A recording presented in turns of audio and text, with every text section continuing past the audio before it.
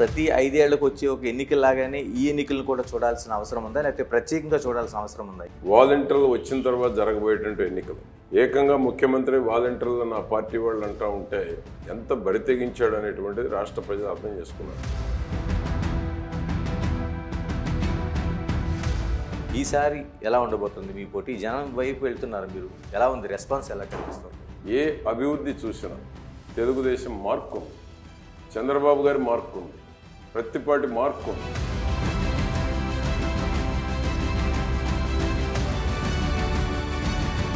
విడుదల రజని 2019లో ఎమ్మెల్యే ఉన్నారు, ఇప్పుడే మనోహర్ నాయుడు తీసుకొచ్చామంటారు, ఇంకా స్పష్టత లేదండి. చిలకలూరుపేటకు పరిచయం లేనటువంటి వారు మళ్ళా వచ్చారు.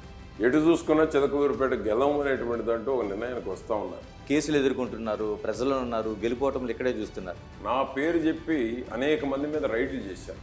కేసులు పదే పదే పెట్టి ఏ విధంగా ఇబ్బందులు పెట్టాలనేటువంటిది జగన్మోహన్ రెడ్డి పాలనలో రాష్ట్ర ప్రజలకు అర్థమైపోయింది. ఆంధ్రప్రదేశ్ రాజకీయాల్లో చిలకలూరిపేట రాజకీయాలు ఎప్పుడూ ఒక ప్రత్యేకంగానే కనిపిస్తాయి. ఇక్కడ నుంచి తెలుగుదేశం అభ్యర్థిగా పోటీ చేస్తున్న మాజీ మంత్రి ప్రతిపాటి పుల్లారావు గారు మన ముందున్నారు. పుల్లారావు గారు నమస్తే. నమస్కారం. అంటే ఉమ్మడిగా పోటీ చేస్తున్న తర్వాత 3 పార్టీలకు సంబంధించి ఒక భారీ బహిరంగ సభను ఏర్పాటు చేశారు. ఎలా ఉంది జోషు సభ తర్వాత? చలో చిలకలూరుపేట సభ తెలుగుదేశం పార్టీ కానీ ఎన్డీఏ కూటమిలో దక్షిణాది రాష్ట్రాల్లో అత్యంత భారీగా జరిగినటువంటి భారీ బహిరంగ సభ. ఎందుకంటే నేను జిల్లా పార్టీ అధ్యక్షుడైనప్పటి నుంచి నా ఆధ్వర్యంలో ఏ సభలు జరిగినా బ్రహ్మాండంగా విజయవంతం అవడంతో పాటు ఒక సంచలనం సృష్టించడం, ఒక చరిత్రలో ఉండిపోయేటువంటి విధంగా ఆనాడు యువగర్జన సభ నేను జిల్లా ప్రెసిడెంట్గా ఉన్నప్పుడు, అదే జిల్లా ప్రెసిడెంట్గా ఉన్నప్పుడు ఎన్డీఏ 14లో మోడీ గారితో సభ, ఆనాడు వేదిక మీద 6గురమే ఉన్నాం. దాంట్లో షేర్ చేసుకున్నటువంటి వారిలో నేను ఒకరిని. తిరిగి మళ్ళీ 2024లో అదే ఎన్డీఏ సభ మన పర్యవేక్షణలో జరగటం, ఇవన్నీ కూడా ఏంటంటే ఒక చరిత్ర సృష్టించేటువంటి బహిరంగ సభలు. ఈ చరిత్ర ఎప్పటికీ లిఖించబడుతుంది. తెలుగుదేశం పార్టీకి కావచ్చు, ఎన్డీఏ కూటమికి కావచ్చు. ఎన్డీఏ కూటమిలో కూడా అత్యంత భారీ బహిరంగ సభని బీజేపీ నేతలు కూడా నాతో మాట్లాడటం జరిగింది. కాబట్టి చిలకలూరుపేటకు ఒక చరిత్ర సృష్టించాం. ఇప్పుడు ఆ విధమైనటువంటి గొప్పతనం చిలకలూరుపేట నియోజకవర్గ ప్రజలది. చంద్రబాబు నాయుడు గారు ఇచ్చిన అవకాశాన్ని పల్నాడు జిల్లా ప్రజలు కానీ, రాష్ట్రంలో ఉన్న తెలుగుదేశం పార్టీ, జనసేన, బీజేపీ నాయకులు, కార్యకర్తలు పూర్తి స్థాయిలో వారం రోజుల పాటు అహర్నిశలు పనిచేయబట్టే ఈ యొక్క బహిరంగ సభ విజయవంతమైంది. పుల్లారావు గారు, ఈ బహిరంగ సభకు సంబంధించి అంటే పోలీసులు వ్యవహరించే తీరు కావచ్చు, లేకపోతే పబ్లిక్ని కంట్రోల్ చేయడం కావచ్చు, ప్రధానమంత్రికి సంబంధించిన ప్రోటోకాల్ సంబంధించి ఎలా భావిస్తున్నారు? ఇప్పటికే కంప్లైంట్ కూడా చేశారు మీరు. తప్పకుండా ఏంటంటే ప్రధానమంత్రి సభలో ఆ విధంగా జరగడం అనేటువంటి దేశంలో నాకు తెలిసి ఎక్కడ జరిగి ఉండదు.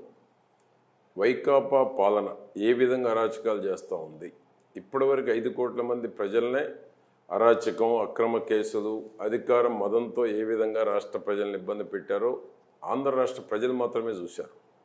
నిన్న మోడీ బహిరంగ సభలో జరిగినటువంటి అరాచకం, జామర్లు పెట్టి బ్రేక్ చేశారా, కావాలని ఎవరినన్నా పంపించి ఆ సిస్టాన్ని వర్క్ చేయకుండా చేశారా? తప్పకుండా కుట్ర, అధికార పార్టీ కుట్ర అనేటువంటిది స్పష్టంగా కనపడతా ఉంది. అందుకనే నేను తెలుగుదేశం పార్టీ నుంచి కూడా ఎలక్షన్ కమిషన్కి, కేంద్ర హోంశాఖకు కూడా లేఖలు రాయటం జరిగింది. దీని వెనక కుట్ర ఉంది. అధికార పార్టీ చంద్రబాబు నాయుడు గారికి చెడ్డ పేరు తీసుకొచ్చేటువంటి దానికి, సభ ఫెయిల్ అయిందనేటువంటి తీసుకురావడం కోసం జరిగినటువంటి కుట్ర. కాబట్టి దీని మీద తప్పకుండా కేంద్ర హోంశాఖ చర్యలు తీసుకోవాలి, కేంద్ర ఎన్నికల కమిషన్ కూడా చర్యలు తీసుకోవాలి. ఇటువంటి అధికారులు ప్రధానమంత్రి సమక్షంలోనే ఈ విధంగా కుట్రలకు పాల్పడితే భవిష్యత్తులో ఓటు వేసేటువంటి ప్రజలు ఎంత భయభ్రాంతులకు గురవుతారు అనేటువంటిది ఎన్నికల కమిషన్ కూడా దీని మీద సీరియస్గా స్పందించాలి. ఇప్పటికే 2 రోజులు ఆలస్యమైంది. ఇప్పుడైనా వెంటనే స్పందిస్తే ఆంధ్ర రాష్ట్రంలో ఓటర్లకి ఒక భరోసా ఎన్నికల కమిషన్ ఇచ్చినట్లు అవుతుంది. మీరు ఇప్పటికి 3 సార్లు ఎమ్మెల్యేగా ఉన్నారు. అంటే రాష్ట్రంలో ప్రతి 5 ఏళ్లకు వచ్చే ఒక ఎన్నికల్లాగానే ఈ ఎన్నికలను కూడా చూడాల్సిన అవసరం ఉందా, లేకపోతే ప్రత్యేకంగా చూడాల్సిన అవసరం ఉందా ఈ ఎన్నికలు? అంటే ఈ ఎన్నికలు ఒక ప్రత్యేకత ఉంది. ఈ దేశంలో ఎక్కడా లేనటువంటి పరిస్థితి ఆంధ్ర రాష్ట్రంలో ఉంది. వాలంటీర్ వ్యవస్థ ఎక్కడ ఏ రాష్ట్రంలో లేదు. ప్రతి 50 ఏళ్లకు ఒకరిని పెట్టుకొని అరాచకాలు చేసేటువంటి దానికి, ఓటర్లను భయభ్రాంతులను చేసేటువంటి దానికి, ఓటర్లకి ఏమాత్రం బయటకు వస్తే మీ పథకాలు పోతాయి అనేటువంటి దానికి, దుష్ప్రచారాలు చేసేటువంటి దానికి వాలంటీర్లను ఉపయోగిస్తున్నారు. వాలంటీర్లు ఏంటంటే ప్రజాధనంతో వాళ్ళకి ఇస్తున్నారు ఆందోళన. వాళ్ళు నిష్పక్షపాతంగా ఉండాల్సినటువంటి అవసరం ఉంది. ఏకంగా ముఖ్యమంత్రి వాలంటీర్లు నా పార్టీ వాళ్ళు అంటూ ఉంటే ఎంత బరితెగించాడు అనేటువంటిది రాష్ట్ర ప్రజలు అర్థం చేసుకున్నారు. కాబట్టి ఈ ఎన్నికలు వాలంటీర్లు వచ్చిన తర్వాత జరగబోయేటువంటి ఎన్నికలు. ఏది ఏమైనా ప్రజల్లో వ్యతిరేకత ఉంది ప్రభుత్వం మీద. వాలంటీర్లు ఎన్ని రకాల ప్రలోభాలు పెట్టినా ప్రజల స్పష్టత ఉంది. జగన్మోహన్ రెడ్డిని వదిలించుకోవాలి, జగన్మోహన్ రెడ్డిని భరించలేము, జగన్మోహన్ రెడ్డి అరాచకాల నుంచి బయటపడాలి, స్వాతంత్రంతో బతకాలనేటువంటిది ఈ రాష్ట్రంలో ప్రజలు కోరుకుంటా ఉన్నారు. కాబట్టి తప్పకుండా ఈ ఎన్నికలు వన్ సైడ్ ఎన్నికలు కాబోతూ ఉన్నాయి.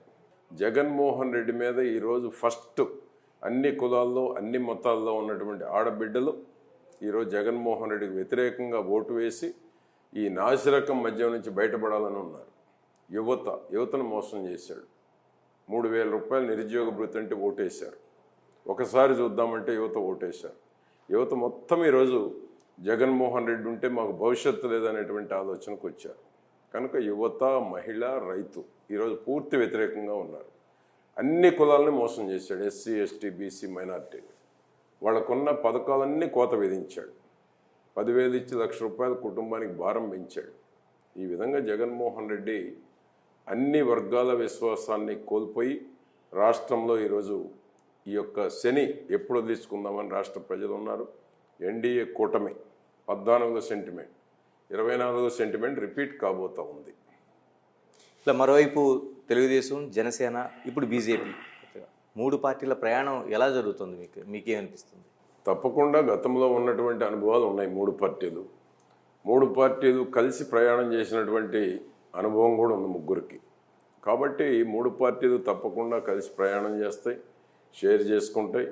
ఈ ప్రభుత్వం ఏదైతే అధికార పార్టీ మీద ఉన్నటువంటి వ్యతిరేకతని 3 పార్టీలు కలిసి ప్రభుత్వ వ్యతిరేక ఓటు చీలకుండా కూటమి ప్రభుత్వాన్ని ఏర్పాటు చేసేటువంటి దానికి తప్పకుండా సమన్వయంతో ముందుకెళ్ళటం జరుగుతుంది. ఓటర్లు కూడా జగన్ పోవాలనేటువంటి ఒక నిర్ణయానికి వచ్చారు.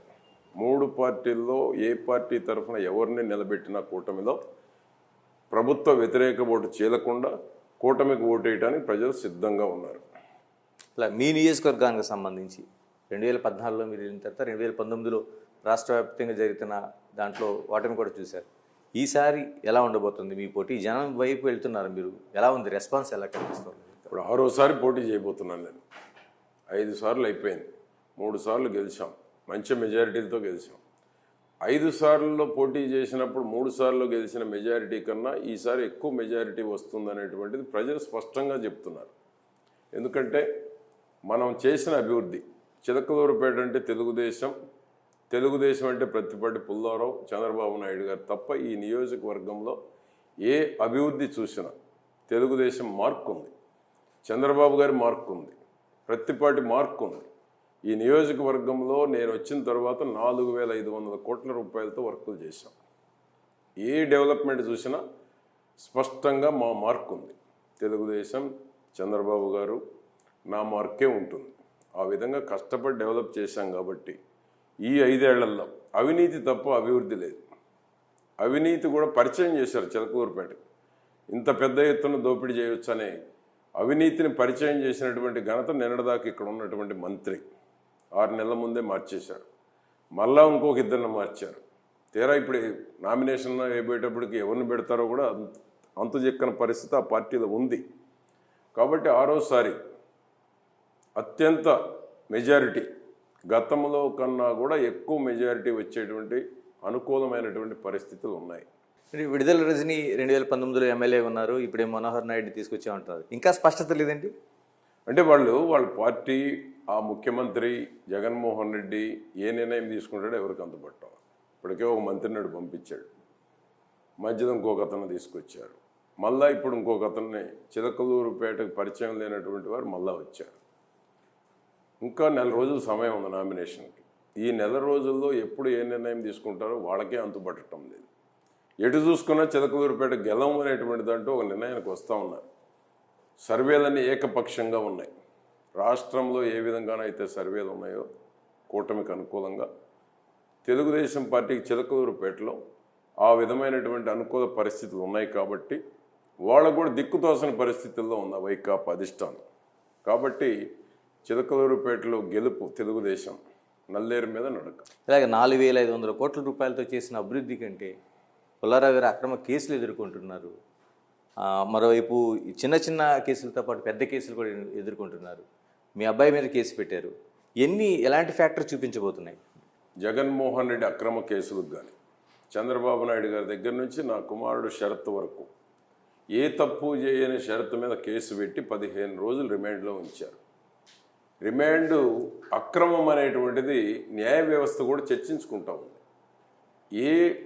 ఏ తప్పు చేయకుండా, ఎటువంటి బేస్ లేకుండా, జ్యుడిషియరీకి కూడా బేస్ లేకుండా, చట్టబద్ధత లేకుండా రిమాండ్ విధించారు. అది కూడా ప్రభుత్వ పూర్తిగా మరి ఏ విధంగా ఒత్తిడి చేశారు, ఏ విధంగా చేశారు అనేటువంటిది భవిష్యత్తులో తెలుస్తుంది. ఏది ఏమైనా చంద్రబాబు నాయుడు గారిని 53 రోజులు అక్రమంగా నిర్బంధించారు. మా కుమారుడు శరత్ని 15 రోజులు అక్రమంగా రిమాండ్లో ఉంచారు. ఈ ప్రభుత్వం రాజకీయ కక్ష సాధింపులు పోలీసులను ఉపయోగిస్తూ ఉంది. ఒక పక్క సిఐడి, ఒక పక్క పోలీసు, మరొక పక్క డిఆర్ఐ వ్యవస్థ. ఆ డిఆర్ఐ వ్యవస్థని సొంతంగా ఏర్పాటు చేసుకున్నాడు జగన్మోహన్ రెడ్డి. ప్రతిపక్ష నేతల్ని కక్ష సాధింపులకు ఉపయోగించేటువంటి దానికి ఆ డిఆర్ఐ సంస్థను ఏర్పాటు చేశారు. ఏ సంబంధం లేనటువంటి షరతును ఏ విధంగా కేసుల్లో పెట్టారో, నాపై నా కుటుంబంపై బురదజల్లారో, రాష్ట్ర వ్యాప్తంగా ఈ 4.5 ఏళ్లలో 5 ఏళ్లలో తెలుగుదేశం ప్రతిపక్ష నేతలకు సంబంధించినటువంటి కేసులన్నీ కూడా తప్పుడు కేసులు, అక్రమ కేసులు. తప్పకుండా అధికారులు మూల్యం చెల్లించుకుంటారు. భవిష్యత్తులో అక్రమ కేసులు పెట్టి జగన్మోహన్ రెడ్డికి ఒత్తాసు పలికిన ఐఏఎస్ ఐపీఎస్ అధికారులు భవిష్యత్తులో మూల్యం చెల్లించుకోక తప్పదు. పుల్లారావు గారు, అగ్రిగోల్డ్ కేసులో కూడా మీ పేరుని వినిపించే ప్రయత్నం చేశారు. దీనికి ఈరోజు ఎన్నికల్లో ఎలాంటి సమాధానం చెప్పబోతున్నారు? అగ్రిగోల్డ్ ఎప్పుడు మాకు సంబంధం లేదు. అసెంబ్లీలోనే నేను ఛాలెంజ్ చేశాను. అగ్రిగోల్డ్ భూములని బురదజల్లారు. ఈరోజు షరతు మీద ఏ విధంగా కేసు పెట్టారో, అగ్రిగోల్డ్ భూములు ఎవడైనా కొంటాడా? అగ్రిగోల్డ్ భూములు ఒకసారి కేసు టేకప్ చేసిన తర్వాత ఆ భూములు ఎవడైనా కొంటాడా? ఎవడు కొనడు. అటువంటిది ఈ విధంగా బురదజల్లాలనేటువంటి కుట్ర తప్ప అగ్రిగోల్డ్ భూములు కొనాల్సిన కర్మ నాకు లేదు. ఆ విధంగా బురదజల్లేటువంటి కుట్రలో ఒక భాగం ఇది. ఏరియాకి ఎప్పుడు రైలు కోత వినిపించబోతుంది? ఎందుకంటే దీర్ఘకాలికంగా పెద్ద సమస్యగా ఉంది. మీరు అనేక ప్రయత్నాలు కూడా చేశారు దీనిపైన. ఇప్పుడు రైలు మార్గం అనేటువంటిది ఈ ప్రాంత ప్రజల యొక్క చిరకాల వాంఛ. ఎందుకంటే రైల్వే సౌకర్యం లేదు. ఎక్కడికన్నా వెళ్ళాలంటే గుంటూరు, నరసరావుపేట, విజయవాడ పోయి ట్రావెల్ చేయాల్సి వస్తుంది అనేటువంటిది అందరి యొక్క ఆకాంక్ష. అందుకనే పిడుగురాళ్ళ నుంచి చీరాలకి లేకపోతే ఒంగోలుకి వయా చిలకలూరుపేట మీదుగా రైల్వే మార్గం రావాలనేటువంటిది రేపు ఎన్డీఏ కూటమి వచ్చిన తరువాత తప్పకుండా ప్రధానమంత్రి మోడీ గారి దృష్టికి తీసుకెళ్తాము. రైల్వే చిరకాల వాంఛ ప్రజల కోరిక ఏదైతే ఉందో దాన్ని సాధించేటువంటి దానికి ప్రయత్నం కూడా చేయటం జరుగుతుంది. ప్రజల్లోకి వెళ్తున్నారు. ఎలాంటి సమస్యలు మీరు ముందుకు తీసుకొస్తున్నారు ప్రజలు? ఎందుకంటే 14లో మీరు చాలా ప్లానింగ్ చేసుకున్నారు. సుజల లాంటి వాటర్ స్కీమ్తో పాటు అనేక ప్రణాళికలు వేశారు. ఇప్పుడు ప్రజలు ఎటువంటి డిమాండ్ చేస్తున్నారు? ఇటువంటి వాటర్ స్కీమ్ ఏమైనా కొనసాగించడానికి ఏం చేయాలి? ప్రజలు త్రాగునీరు కోరుకుంటున్నారు, క్వాలిటీ పవర్ కోరుకుంటూ ఉన్నారు, పేదవాడికి ఇళ్ళు కోరుకుంటూ ఉన్నారు. ఈ ప్రభుత్వంలో పేదవాడికి టిడ్కో ఇళ్ళు నేను కట్టించినా ఇంతవరకు వాళ్ళకి టిడ్కో ఇళ్లలో ఉండేటువంటి వెసులుబాటు ఇంతవరకు కల్పించలే. 4,500 ఇళ్ళు కట్టాము, 2,000 ఇళ్ళు శంకుస్థాపన చేశాం, మరొక 3,000 ఇళ్ళు శాంక్షన్ చేయించాం. ఈ ప్రభుత్వం వచ్చిన తర్వాత కట్టినీళ్ళు ఇవ్వడానికి కూడా పేదవాడికి ఈ ప్రభుత్వానికి మనసు రాల. ఒక మహిళా ఎమ్మెల్యే అయ్యుండి కనీసం మనసు కూడా లేనటువంటి మహిళ అయిపోయింది. ఎందువల్లంటే పేదవాడి కష్టాలు తెలియదు. పేదవాడు వడ్డీకి తెచ్చి డబ్బులు కట్టాడు, డిపాజిట్ కట్టమంటే అటు అద్దె కడుతున్నారు, ఇటు వడ్డీ కడుతున్నారు. పేదవాడికి మాత్రం ఇల్లు దక్కలేదు. కాబట్టి పేదవాడు చాలా ఆక్రోషంతో ఉన్నాడు ఈ ప్రభుత్వం మీద. కట్టినీళ్ళు ఇవ్వడానికి ఏంటి వీళ్ళకి వచ్చినటువంటి బాధ? కట్టినీళ్ళు ఇవ్వడానికి కూడా మనసొప్పల. పేదవాడి ఉసురు ఈ మంత్రికి, ఇక్కడ ఉన్న మంత్రి తగలబట్టే ఈ నియోజకవర్గం నుంచి పారిపోయే పరిస్థితులు వచ్చినాయి. తిరిగితే మరలా నిలదీస్తారనే భయంతో జగన్మోహన్ రెడ్డి 6 నెలల ముందే మార్చేశాడు. ఆ విధంగా ఇళ్ల స్థలాలు ఇచ్చారు. దోచేశారు. ఇళ్ల స్థలాల్లో ఎకరానికి 10 లక్షలు తీసుకొని 241 ఎకరాలు ఒక పసుమర్రు గుదేవారిపాలెంలోనే దాదాపు 25 కోట్లు ఒక ఇళ్ల స్థలాల్లో కొట్టేశారు. పేదవాడి పేరు చెప్పి 25 కోట్ల రూపాయలు ఇళ్ల స్థలాలలో డబ్బులు కొట్టేసినటువంటి ఘనత ఇక్కడున్న మంత్రిది. ఇది కాక నిన్ననే వాళ్ళ అభ్యర్థి చెప్తా ఉన్నాడు 6.5 కోట్లు ఇచ్చానని. ఏం సమాధానం చెప్తారు వాళ్ళు? ఆ విధంగా అవినీతి రాజ్యం ఏదింది 5 ఏళ్ళు. అందుకనే ఇక్కడి నుంచి నిలదీస్తారు, డిపాజిట్లు కూడా రావని మార్చేశారు. కనుక ఏంటంటే ఈరోజు పేదవాడికి ఇళ్ల స్థలాలు లేవు, పేదవాడికి మంచినీళ్ళు అందించే పరిస్థితి లేదు, నాణ్యమైన కరెంట్ ఇచ్చే పరిస్థితుల్లో లేరు, డ్రైనేజ్ సిస్టమే అధ్వాన స్థితికి తీసుకొచ్చారు, ఒక్క రోడ్డు వేసిన పాపాన పోలేదు. ప్రజల అభివృద్ధిని కోరుకుంటూ ఉంటే వీళ్ళు అవినీతి ఎక్కడ చేయొచ్చో డబ్బులు ఎక్కడ వస్తాయి అనేటువంటి మీద దృష్టి కేవలం ఈరోజు శానిటేషన్లో డబ్బులు కూడా కొట్టేశారు. పేదవాడికి వచ్చే బియ్యంలో కూడా కొట్టేశారు. 8 రూపాయలు 9 రూపాయలు కిలోకి ఇచ్చి పేదవాడికి రావాల్సిన బియ్యం డబ్బులు కూడా వీళ్ళు కాజేశారు. ఏది పట్టుకున్నా ఎన్టీఆర్ సుజల 2 రూపాయలకి 20 లీటర్ల క్యాన్ ఇచ్చేటువంటి దాన్ని నీళ్ళు ఇవ్వకుండా 6 కోట్ల రూపాయల ప్రాజెక్టును పాడుపెట్టారు. అంటే పేదవాడికి మేలు జరిగే ప్రతిదీ వీళ్ళు నష్టపరిచారు. ఎన్టీఆర్ సుజల ఎక్కడ తెలుగుదేశం పార్టీకి మంచి పేరు వస్తుందో, ఎక్కడ నాకు మంచి పేరు వస్తుందో అని చెప్పి అన్ని రకాల పేదవాడికి నష్టం జరిగింది. బైపాస్ రోడ్డు 2 ఏళ్ళు ఆపారు. బైపాస్ రోడ్డు ఒక్కటి నేను శాంక్షన్ తీసుకొచ్చా కేంద్ర ప్రభుత్వంలో పోరాడి. 2 ఏళ్ళు బైపాస్ని డెవలప్ కాకుండా ఆపేశారు. ఆ విధంగా ఈ నియోజకవర్గం ముఖం తెలియకపోయినా కొత్తగా వచ్చిన గెలిపించారు. ఒకసారి చూద్దామని జగన్కి కావచ్చు, ఒకసారి చూద్దాం ఫస్ట్ టైం అని చెప్పి ముఖం తెలియకపోయినా ఓట్లు వేస్తే ఒక మహిళని అన్ని రకాల ఈ ఓట్లు వేసిన ప్రజలకి అందుబాటులో లేకపోవడం కావచ్చు, ఓట్లు వేసిన ప్రజలకి సర్వీస్ చేయటంలో పూర్తిగా వైఫల్యం చెందారు. ఓట్లు వేసిన వారిని పట్టించుకున్న పాపాన కూడా పోలేదు. ఇలాంటి మరోవైపు ట్రాఫిక్ సమస్య మనకు వెంటాడుతుంది, మరోవైపు ఆటో నగర సమస్య ఒకటి ఉంది దీర్ఘకాలికంగా మనకున్న దాంట్లో. మరో స్పిన్నింగ్ మిల్కి సంబంధించి అతిపెద్ద ఇండస్ట్రీ ఇక్కడ కొనసాగుతుంది, అది కూడా కుంటుపడే పరిస్థితి ఉంది అంటున్నారు. ఈ ప్రభుత్వంలో పరిశ్రమలు అన్ని సంక్షోభంలో పోయినాయి. కరెంటు ఛార్జీలు విపరీతంగా పెంచాడు. కరెంటు ఛార్జీలు పెంచడంతో పాటు ఇన్సెంటివ్స్ ఇవ్వాల్సినటువంటి 5 ఏళ్లలో ఒక్కరికి ఇవ్వాల. ఆ పార్టీ వాళ్ళకి ఇచ్చాడు ఒక 4 ఎదురుకి, ఇక్కడి నుంచి అడిపోయిన వాళ్ళకి ఆ పార్టీలో ఉన్నటువంటి వాళ్ళకి ఇన్సెంటివ్స్ ఇచ్చాడు తప్ప చంద్రబాబు గారి పాలనలో ఇన్సెంటివ్స్ ఎప్పుడు ఇచ్చినా యూనిఫామ్గా ఇచ్చారు అందరికీ. ఈ పాలనలో వాళ్ళ పార్టీలో ఉన్న పరిశ్రమలు ఉన్న వాళ్ళకు ఒక 10 మందికి ఇచ్చి ఉంటారు. 5 ఏళ్లలో ఏ ఒక్కరికి ఇన్సెంటివ్ ఇవ్వాల. 5 ఏళ్లలో పెంచిన కరెంటు ఛార్జీలకు పరిశ్రమలు సంక్షోభంలో చిక్కున్నాయి. ఆటో నగరు అదేవిధంగా టెక్స్టైల్ పార్కులు మూతపడ్డాయి. అదేవిధంగా ఆటో నగరం నేను తీసుకొస్తే దాన్ని పొడబెట్టారు. ఎందుకంటే అభివృద్ధి మీద దృష్టి లేదు, పేదవారి మీద దృష్టి లేదు. ఏ ఉద్దేశంతో అయితే టెక్స్టైల్ పార్క్ పెట్టాము, ఏ ఉద్దేశంతో అయితే ఈ ఆటో నగర్ పెట్టాము, వాటి వల్ల ఎంతమంది బెనిఫిట్ పొందుతారు, ఎంత చిలకలూరుపేటలో ఎంప్లాయ్మెంట్ దొరుకుతుంది, ఎంత ఉపాధి దొరుకుతుంది అనే ఆలోచన కూడా లేనటువంటి మంత్రి ఇక్కడ ఉన్నటువంటి వారు. కాబట్టి ఆటో నగర్ మూతపడింది, టెక్స్టైల్ పార్క్ మూతపడింది, స్పైసెస్ పార్క్ కూడా పూర్తి స్థాయిలో రాలేదు. పరిశ్రమలు స్పిన్నింగ్ మిల్లు పెట్టింది పేరు చిలకలూరుపేట, అన్ని సంక్షోభంలో కూరుకుపోయినాయి. దీనికి కారణం జగన్మోహన్ రెడ్డి నిర్ణయాలు.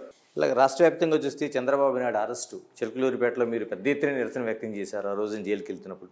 ఎలాంటి ప్రభావం చూడబోతుంది? అంటే ఒక మీకు సానుభూతిగా ఉండబోతుందా, లేకపోతే వాళ్ళు ప్రచారం చేస్తున్నట్టు ఒక మైనస్ కాబోతుంది? చంద్రబాబు నాయుడు అరెస్టే ఒక అక్రమంగా అరెస్ట్ చేశారు కాబట్టి రోడ్డు మీదకి స్వచ్ఛందంగా వేలాది మంది వచ్చారు. ఆ రోజు వేలాది మంది చంద్రబాబు నాయుడు గారు బస్సు దిగి కోఆపరేట్ చేయండి అన్నంత వరకు ప్రాణాలు తెగించి రోడ్డు మీద పడుకున్నారు. ప్రాణం పోయినా పర్లా చంద్రబాబు నాయుడు గారిని అక్రమ అరెస్టు, మేము నిరసన తెలపాలి అనేటువంటిది కార్యకర్తలు నాయకులు రోడ్డుకు అడ్డంగా పడుకున్నారు. పోలీసులు లాఠీ చార్జ్ కూడా చేశారు. లేడీస్ అని కూడా చూడకుండా చితక బాదారు. పల్నాడు ఎస్పీ అయితే డైరెక్ట్గా వచ్చి లాఠీ చార్జ్ చేశారు. కాబట్టి ఏంటంటే అక్రమ అరెస్టును ఎప్పుడు ప్రజలు హర్షించరు, ప్రజలు తిరుగుబాటు వస్తుంది. ఆ తిరుగుబాటే నిన్న కనపడింది. కోడ్ వచ్చిన తెల్లారి కట్టలు తెంచుకొని ఎవరికి వారు స్వచ్ఛందంగా వచ్చారు. ఎక్కడ బొళ్ళిపెట్టి తోలలేదు. కొంతమందిని మాత్రమే మేము మూవ్ చేయగలిగాం, కానీ మూడొంతులు స్వచ్ఛందంగా ఎన్డీఏ కూటమి గెలవాలనేటువంటి పట్టుదలతో వచ్చారు. కాబట్టి చంద్రబాబు నాయుడు గారి అక్రమ అరెస్టుకి రాష్ట్రం, దేశం, ప్రపంచానికి తెలియజేశాం చిలకలూరుపేట ద్వారా నిరసనని. ఇలా మీరు ప్రజల్లోకి వెళ్తున్నారు, ఇప్పుడు ఎలాంటి డిమాండ్స్ అడుగుతున్నారు మిమ్మల్ని ప్రజలు, లేకపోతే మీరు ఏం చేయాలన్న ఆలోచన మీకు ఏం కనిపిస్తుంది ఇంకా చిలకలూరుపేటకు సంబంధించి? ప్రజలకు కావాల్సిందేంటి? పేదవాడికి ఇల్లు, పేదవాడికి మంచినీళ్ళు, క్వాలిటీ పవర్, నాణ్యమైనటువంటి డ్రైనేజ్ వ్యవస్థ. చిలకలూరుపేటకి లిఫ్ట్ ఇరిగేషన్లన్నీ పాడుపెట్టారు. రైతాంగానికి కావాల్సిన లిఫ్ట్ ఇరిగేషన్స్ అన్నీ ఈ ప్రభుత్వం వచ్చినాక ₹1 వెచ్చించకపోవడం వలన లిఫ్ట్ ఇరిగేషన్లన్నీ మూతపడ్డాయి. లిఫ్ట్ ఇరిగేషన్స్ మొత్తం రెన్యువేట్ చేయాలి.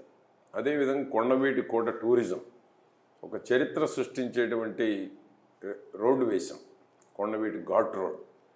అదేవిధంగా ప్రపంచ టూరిజం చేయాలనేది చంద్రబాబు నాయుడు గారి ఒక కళ. నేషనల్ హైవే నుంచి 5 కిలోమీటర్ల రోడ్డు వేస్తే కొండవీటి కోటకి డైరెక్ట్ యాక్సెస్ వస్తుంది. అటువంటి కొండవీటి కోటకి వీళ్ళు వచ్చిన తర్వాత దాన్ని మర్చిపోయారు. మాటలు చెప్పారు తప్ప ప్రోగ్రెస్ లేదు. అదే చంద్రబాబు గారు వచ్చుంటే అమరావతి రాజధానిలో ఆంధ్రప్రదేశ్లో కొండవీటి కోట ఒక ప్రపంచ పర్యాటక కేంద్రంగా తీర్చిదిద్దాలని. ఎందుకంటే దానికి ఒక చరిత్ర ఉంది. రెడ్డి రాజులు పరిపాలించినటువంటి కొండవీటి కోట పైన 3 చెరువులు ఉన్నాయి. ఏ కోటకు ఉండదు అది. ఆ విధమైనటువంటి ప్రత్యేకతలు ఉన్నాయి కొండవీటి కోటకి. ప్రధానమంత్రి కూడా ప్రస్తావించారు మొన్న. ప్రధానమంత్రి గారు కూడా ప్రస్తావించారు. ఆ విధమైన చరిత్ర కలిగిన కొండవీటి కోటని పూర్తిగా నిర్లక్ష్యం చేసింది ఈ ప్రభుత్వం. ఈ ప్రభుత్వం ఏం చేసింది కాబట్టి ఒక కొండవీటి కోటే కాదు, ఒక రోడ్డు కూడా ఇలా. ఆ కొండవీటి కోటకున్న రహదారులన్నీ అధ్వాన స్థితికి పోయినాయి. కొండవీటి కోటకు వచ్చేటువంటి రహదారులన్నీ గుంతలమయమైపోయినాయి. బళ్ళు పోలేని పరిస్థితికి వచ్చినాయి. కాబట్టి ఏంటంటే ఈరోజు ప్రజలు కోరుకునేది కొండవీటి కోట డెవలప్మెంటు, పాడుబడినటువంటి లిఫ్ట్ ఇరిగేషన్లన్నీ రెన్యువేషన్, పేదవాడికి టిడ్కో ఇళ్ళు, పేదవాడి గృహ నిర్మాణం, శానిటేషన్ మెరుగుపరచడం, అదేవిధంగా రోడ్లు, అధ్వాన స్థితికి చేరినటువంటి రోడ్లు, ఆ విధంగా గ్రామాల్లో పారిశుధ్యం మెరుగుపరచడం, ఇవన్నీ కూడా ప్రజలు కోరుకుంటా ఉన్నారు. చివరిగా చెప్పండి పుల్లారావు గారు, మీరు దాదాపు 4 దశాబ్దాల పాటు రాజకీయంగా మీరు కొనసాగుతున్నారు. అంటే కేసులు ఎదుర్కొంటున్నారు, ప్రజలు ఉన్నారు, గెలుపోవటంలు ఇక్కడే చూస్తున్నారు.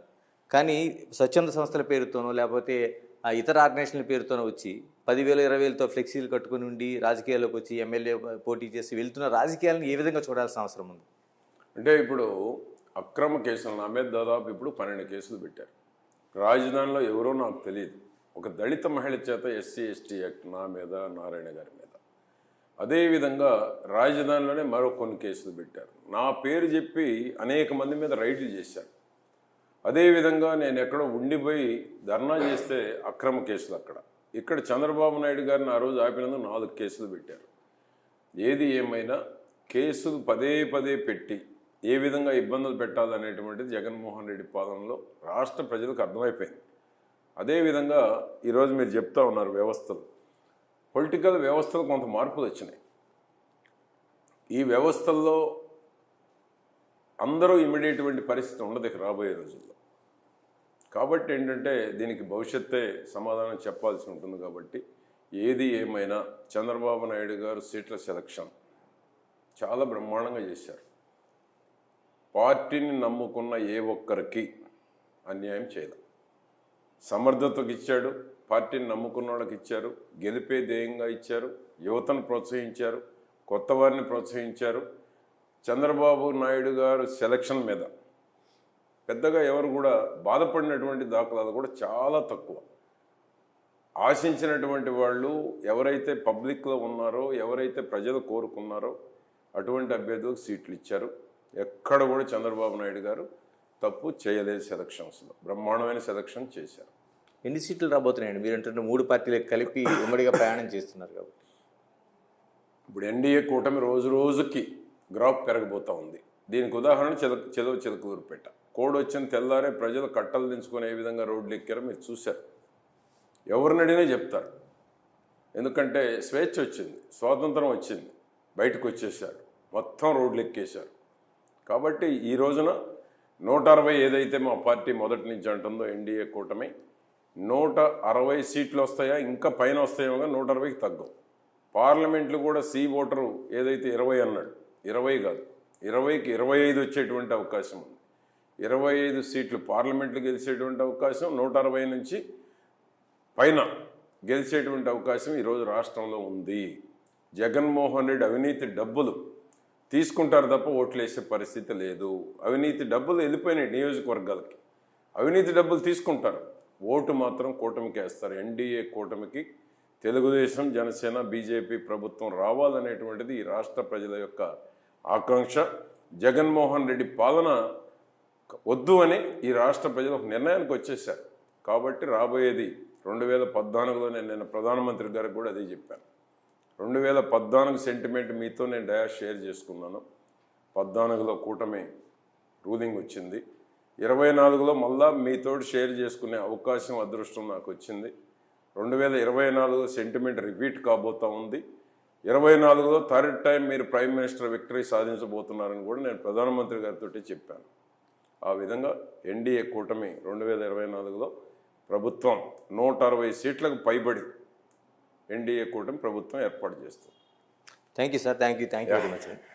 ఇది మనకి నేను ఎమ్మెల్యే కార్యక్రమంలో ఉన్న చిలకలూరిపేట సంబంధించి తెలుగుదేశం అభ్యర్థిగా ఉన్న మాజీ మంత్రి ప్రత్తిపాటి పుల్లారావు స్పష్టం చేస్తున్నది. ఏదైతే అభివృద్ధి ఉందో అభివృద్ధి తన విజయానికి కారణమవుతుంది. మరోవైపు పార్టీ వైఎస్ఆర్ పార్టీ అవినీతి కూడా ఆ పార్టీ అపజయానికి ప్రధానంగా కారణమవుతుంది. ఖచ్చితంగా 24లో ఖచ్చితంగా ఎన్డీఏ ప్రభుత్వం అధికారం చేపడుతుందని స్పష్టం చేస్తున్నారు.